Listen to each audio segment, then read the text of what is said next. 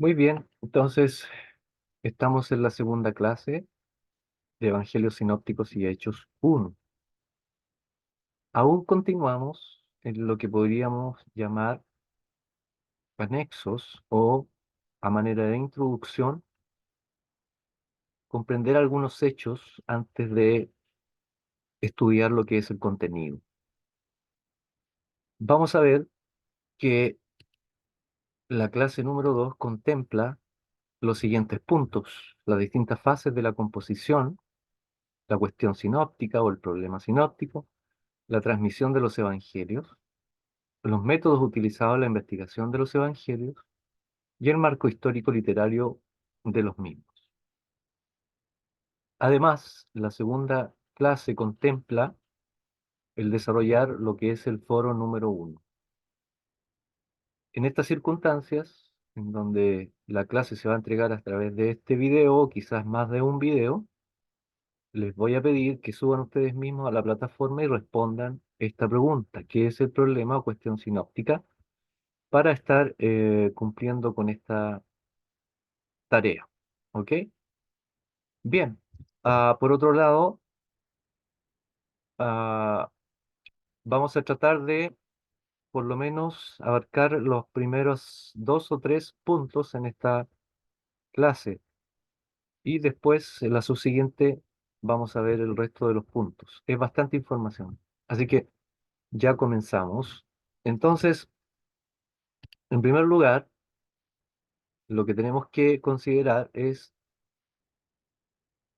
lo que son las distintas fases de la composición de los evangelios, como libro, ¿cierto? Como registro de los hechos y de los dichos de nuestro Salvador Jesucristo.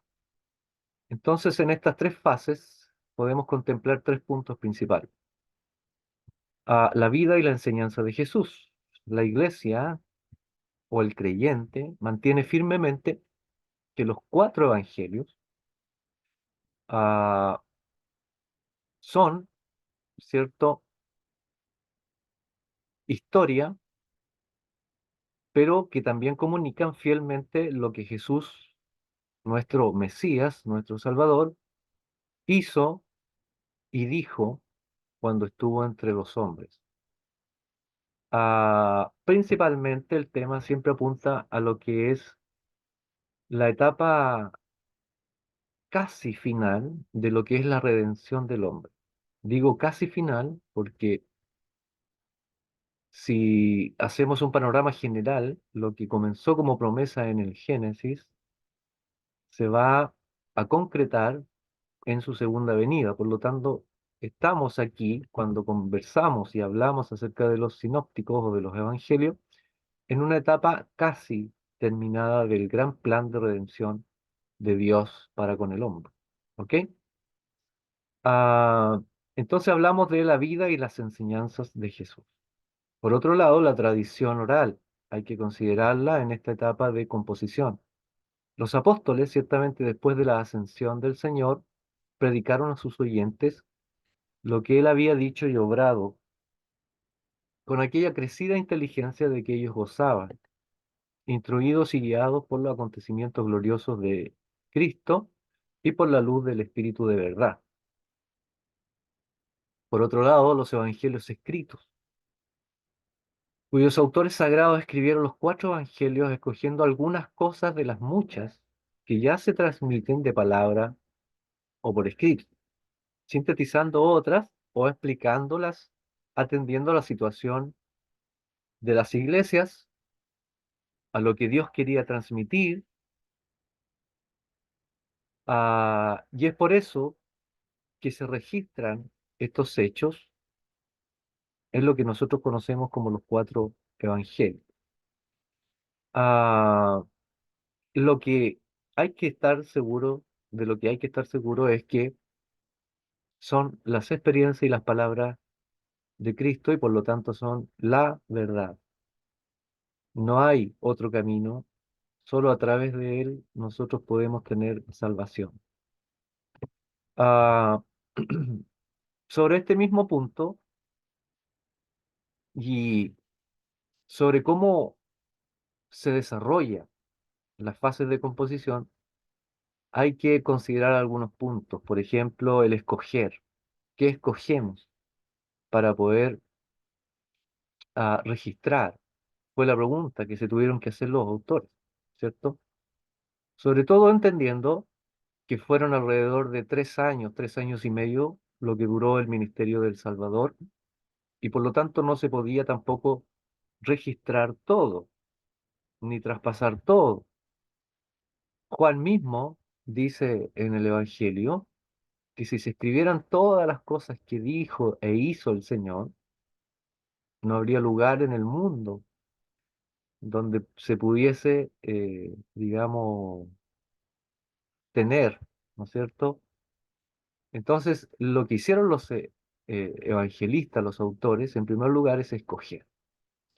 Antes de la redacción de los evangelios, existían fuentes previas de palabra o dichos, o hechos, más bien dicho, y por eso los evangelios recogen solo algunas cosas de las muchas que ya se transmitían. Hay que tener también presente que habían hombres, ¿cierto?, que decían tener las palabras del Señor Jesucristo y por lo tanto era necesario hacer un registro de fuentes directas o confiables de lo que había dicho y hecho el Señor Jesucristo, para que no hubiesen, digamos, dos voces o distintas voces acerca de la vida y el mensaje de nuestro Salvador. Entonces había que escoger qué era lo que íbamos a transmitir, qué era lo que íbamos a registrar. Por otro lado, había que sintetizar. No todo se podía, ¿cierto? Escribir. Algunos sucesos y dichos de la vida de Jesús que se transmitían serían muy extensos de contar por escrito y muy similares entre sí. Por eso se resumieron o sintetizaron, quizás por temas o localización geográfica o temporal. Porque Jesús dijo sobre la familia en este lugar, en la última semana, o qué dijo acerca de otras cosas, ¿ya? Entonces había que escoger ciertas porciones para poder registrarlas y traspasarlas de esa manera a las congregaciones. Por otro lado, también había que explicar muchas de esas cosas que el Señor dijo, porque no todo era fácil. Entonces, a medida que la predicación se extiende a nuevos lugares, más allá del contorno inmediato de los israelitas, ¿cierto? Estaba esta idea de ir y predicar a toda criatura, ¿cierto? Entonces, debía haber una explicación también de algunas palabras dichas y algunos hechos de nuestro Salvador, ¿ok? Entonces, el mensaje del Evangelio se desprendió de los elementos más locales y adoptó los más universales, aunque hay un solo mensaje y es a ese al que podía, digamos, al que debía ajustarse toda predicación, toda difusión del Evangelio, ¿ok? Sin embargo, con palabras propias de los lugares a donde estaba llegando el mensaje. En resumen, los autores transformaron en soporte escrito la veradísima predicación oral apostólica de los numerosos hechos y dichos de Jesús. Bien, Bien. Respecto a los autores, son distintos. Entre los tres evangelistas debemos considerar lo siguiente, que hay un autor testigo, ¿ya? Es decir, que estuvo cerca de los dichos y hechos del Salvador, como por ejemplo Mateo y Juan. Mateo era un publicano que fue escogido por el Señor, se recordarán. Y Juan, por otro lado, el cuarto evangelista, que podíamos usar como ejemplo, es una fuente directa, es un autor testigo de los dichos y hechos del Salvador. Por otro lado, tenemos al autor intérprete, que en este caso, ¿cierto? Es distinto a los anteriores, como lo son Marcos y Lucas. Marcos y Lucas no fueron apóstoles directos del Señor, pero sí fueron muy cercanos a los primeros discípulos. Entonces, tenían de todas maneras una fuente cercana, ¿ya? De los relatos y hechos del Salvador. Entonces, de aquí se sacan los testimonios, los principios, ¿cierto? Y los hechos del Salvador. Y a esto se les llama autores intérpretes, lo que en algún momento escucharon de Pedro, de Pablo, ¿ya? Ellos después entonces lo registraron. Debemos aclarar que la labor redaccional de los cuatro evangelios tenían dos características fundamentales. Por un lado, mantenían la forma de proclamación, ¿ya? Es decir, que se recogían los dichos y hechos de Jesús, manteniendo las formas apostólicas de predicarlo, ¿ya? ¿Qué queremos decir con esto? Bueno, que no había, por ejemplo, otra especie de transmisión de los hechos y dichos del Salvador que no sea la predicación, ¿ok? Por otro lado, otro, eh, otra característica especial es que siempre se comunicaba la verdad sincera de Jesús, ¿ok? Es decir, lo que le interesaba al evangélico, ¿cierto? Al que entregaba el mensaje, al que registró y nos dejó, ¿cierto? Como herencia los tres evangelios, era transmitir fundamentalmente la verdad acerca del Mesías. Esa era la labor, ese era el objetivo principal. Bien, por otro lado, y pasando a otro punto, vamos a ver un poco lo que es la cuestión sinóptica o la llamada problemática sinóptica. ¿Ok?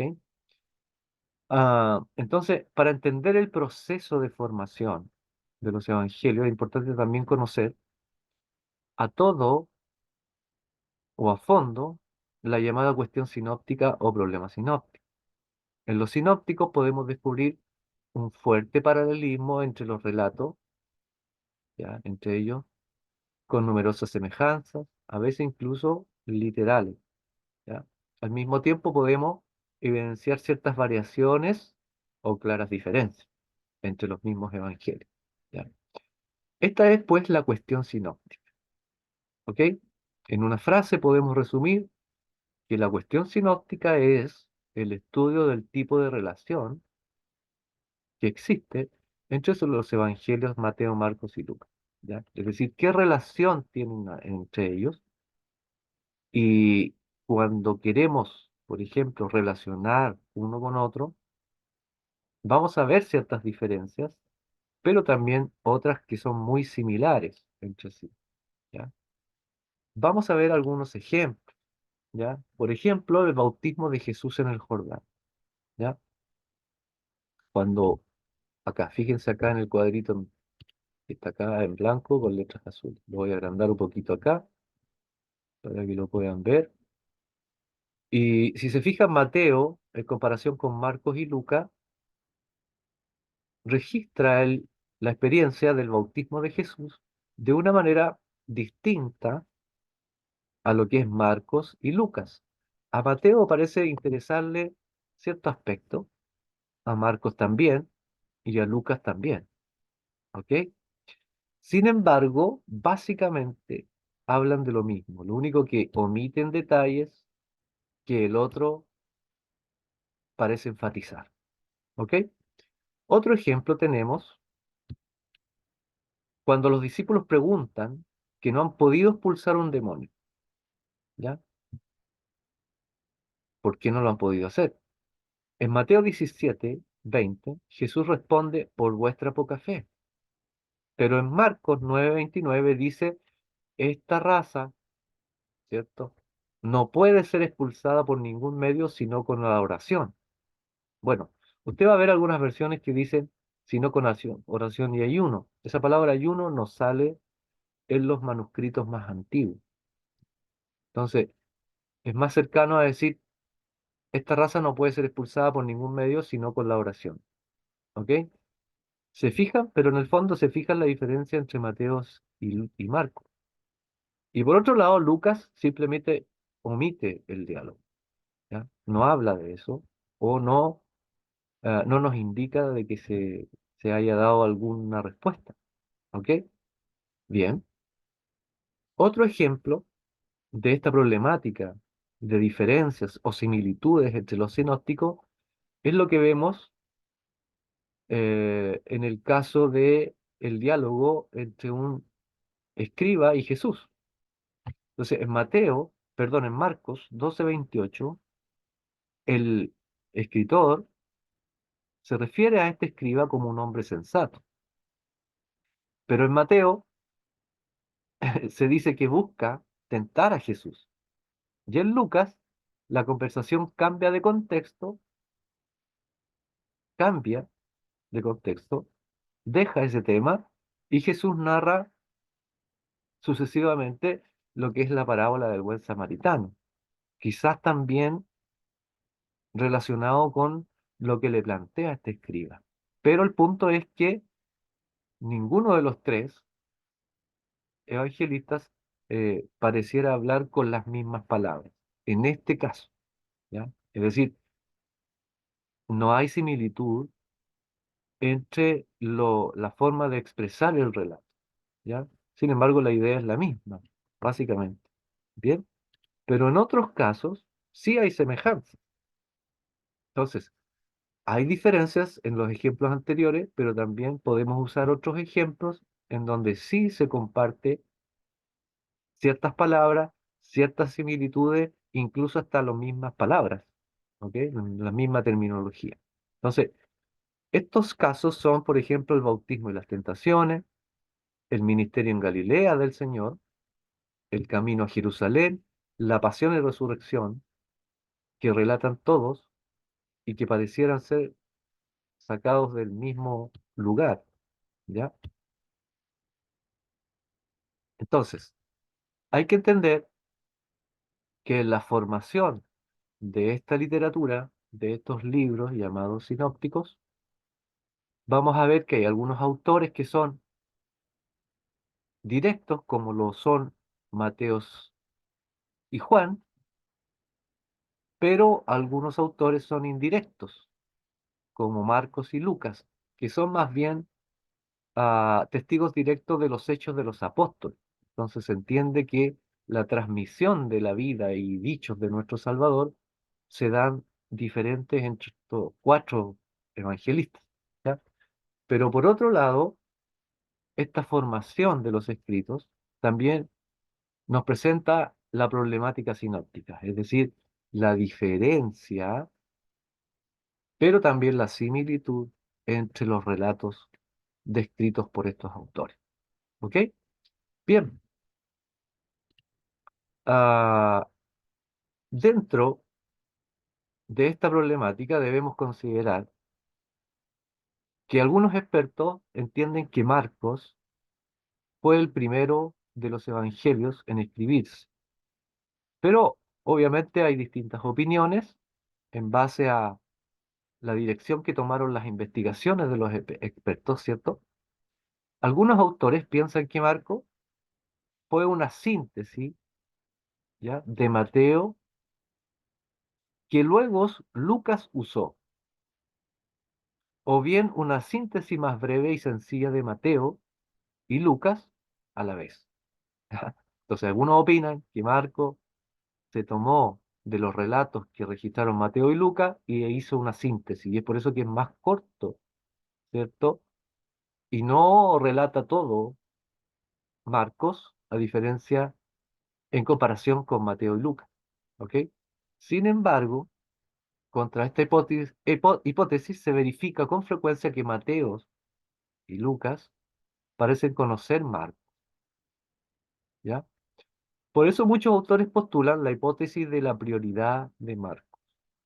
Hoy en día, 2024, usted va a encontrar a la mayoría de investigadores, historiadores, ¿cierto?, filólogos que se dedican a esto de estudiar la veracidad de los hechos históricos, que están de acuerdo en asumir que Marcos fue el primero de los evangelios en componerse. ¿Ok? Bien, hay otros ejemplos, como por ejemplo per- eh, la descripción del endemoniado de Garasa o el endemoniado gadareno, como sale en algunas partes, ¿ya? Entonces, Marco inicia un relato donde el énfasis es repetitivo. Como por ejemplo, sepulcros, cadenas, acá vuelve a decir cadenas en su relato, aquí hay una, ya, acá otra vez cadena, acá dice sepulcro. Sin embargo, cuando nosotros vemos a Lucas, ¿ya?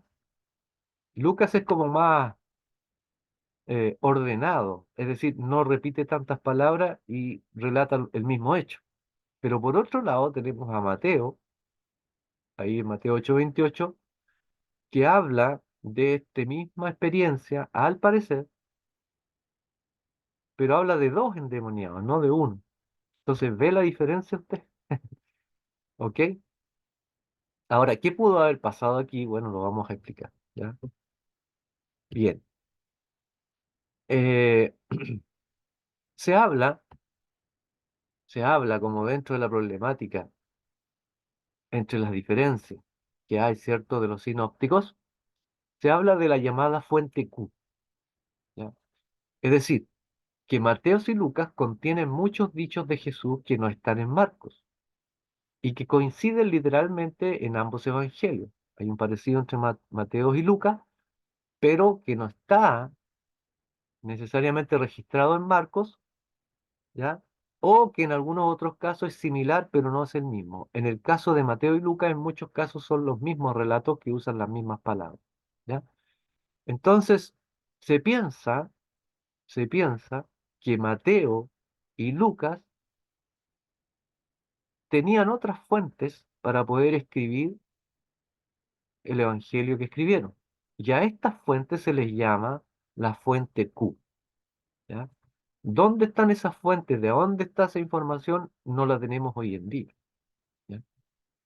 Entonces se fijan que por un lado, algunos dicen que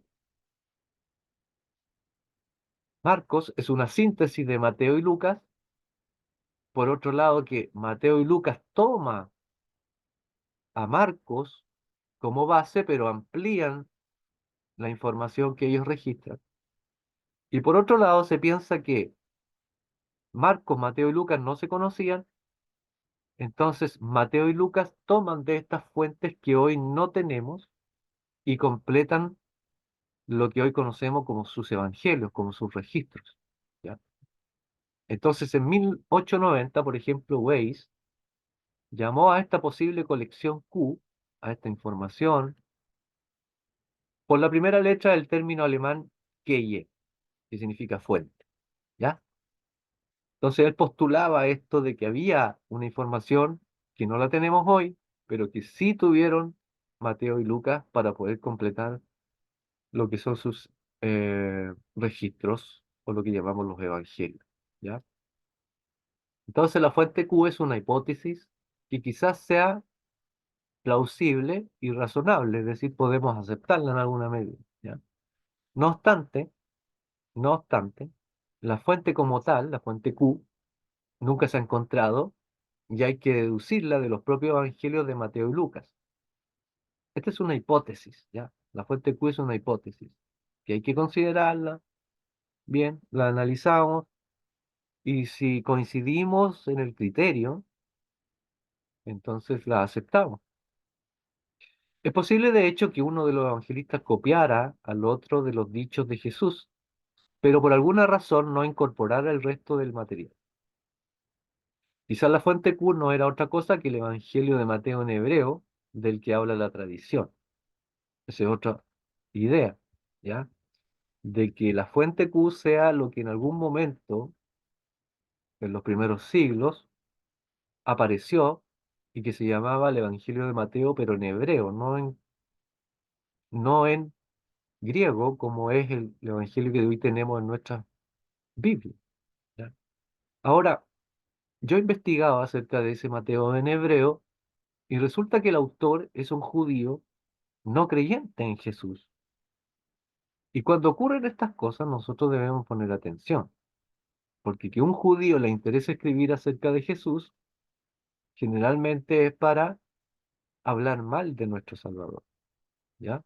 Porque no le conocieron, no le conocen, ¿ya? Entonces hay que tener ojo con eso, atención, ¿ya?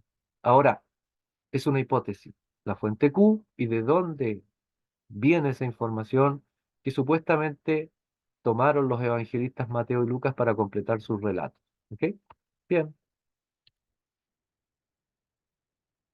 Por otro lado, para poder aclarar esta cuestión, este problema que hemos planteado, llamado la cuestión sinóptica, debemos considerar también que hay multiplicidad de hipótesis. ¿Ya? Como se ve, el problema sinóptico no es fácil de resolver y ha dado lugar a numerosas hipótesis sobre la formación de cada evangelio y la eventual influencia mutua. Todas estas problemáticas que se producen es porque no tenemos toda la información hoy en día, pero estamos hablando de que hoy día estamos en el 2000 y tanto, ¿ya?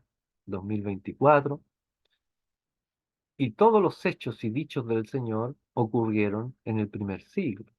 Y del primer siglo hasta ahora han ocurrido una cantidad de hechos históricos donde fácilmente nosotros podemos entender que se haya perdido información.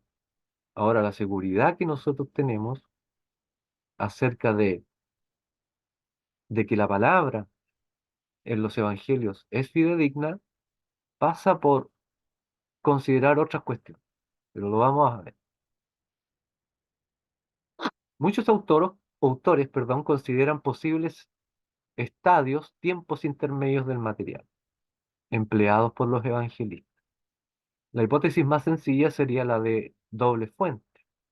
A partir de dos escritos primogenios, es decir, Marcos y otro, o llamémosle Q, se constituyeron Mateo y Lucas. ¿Ok? Esta es la hipótesis de la doble fuente, es decir, que Mateo y Lucas consideran el Evangelio de Marcos, lo, lo toman, pero le añaden la supuesta fuente Q y de esa manera construyen el relato de ellos. ¿Ok? A esto se le llama la doble fuente. Sin embargo, como Mateo y Lucas tienen material propio, debieron de tener acceso exclusivo a otras fuentes cuyo origen se intenta descubrir. Por otro lado, parte del material común de los sinópticos mantiene las llamadas variantes textuales. Y este es otro tema, ¿ya? Pero que está dentro de la problemática sinóptica. ¿A qué le llamamos variantes textuales?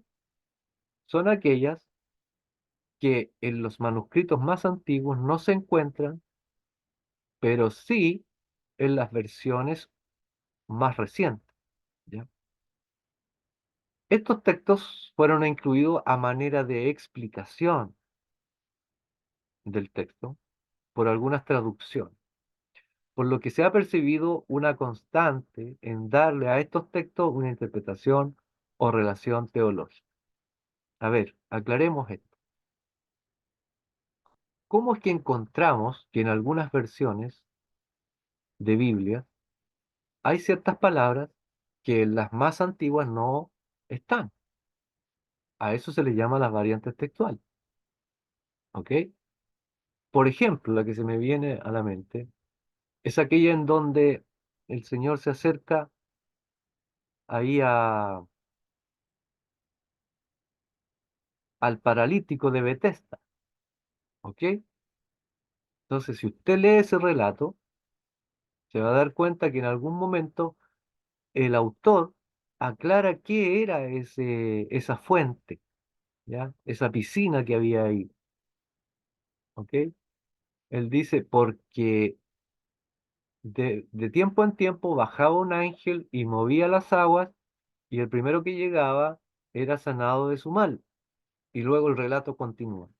Esa palabra no sale, por ejemplo, en los escritos más antiguos, y a esos añadiduras se le llama las variantes textuales, ¿ya? Otro ejemplo de variante textual que se me viene a la mente es en la primera carta de Juan, donde ahí dice, y tres son los que dan testimonio en el cielo, el Padre, el Verbo, ¿ya? Eso tampoco sale en los manuscritos más antiguos. Alguien lo puso ahí, ¿ya? Cuando lo tradujo o cuando quiso hacer otra versión. A eso se le llama variantes textuales. ¿Cómo es que estas escrituras que no estaban en los anteriores llegan ahí? Bueno, por varias razones. Lo que se piensa es que alguien estaba traduciendo ya de un idioma a otro, en el caso del Nuevo Testamento del griego, quizás en la etapa en que traducía al latín, él puso esta nota al pie de página aclaratoria de qué se refería, por ejemplo, en el caso de el paralítico de Betesda, cuando se hablaba de esta piscina, de esta fuente que había ahí.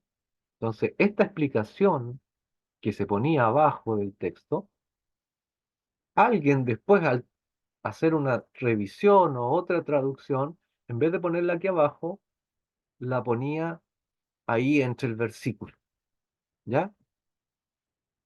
Entonces eso se fue transmitiendo hasta que, eh, aunque algunos sabían que ese era un texto añadido, explicatorio del texto, después con el tiempo se fue perdiendo. Es decir, nadie sabía por qué estaba ese texto ahí. Pero eh, ciertamente no estaba en los manuscritos más antiguos, ¿ya? ¿Qué es lo que hacen algunas versiones bíblicas hoy en día? Es colocar una nota al pie de página. Lo dejaron ahí mismo, ¿ya? El pasaje que se añadió lo dejaron ahí mismo, pero usted va a su Biblia abajo y explica, este texto no sale en los manuscritos más antiguos, ¿ya? Ok. Entonces, ¿cuál es el problema con estas variantes? Es hacer doctrinas, teología de estos textos, que son variantes, ¿ya? Ok. Ah, bien. Eso está dentro de la cuestión sinóptica y de la multiplicidad de hipótesis respecto a este tema. ¿Ok? Muy bien. Vamos a dejar hasta aquí la clase por ahora, ¿ya? Vamos a dejar hasta aquí la clase y nos vamos a encontrar en la clase número 3 para sacarnos dudas, conversarlo y continuar con la segunda parte que contempla, digamos, el plan del instituto. ¿Ok? Bien. Ah, espero que puedan ver este video y podamos de esa manera también cumplir con lo que fue la clase número 2. El Señor les preserve, el Señor les bendiga.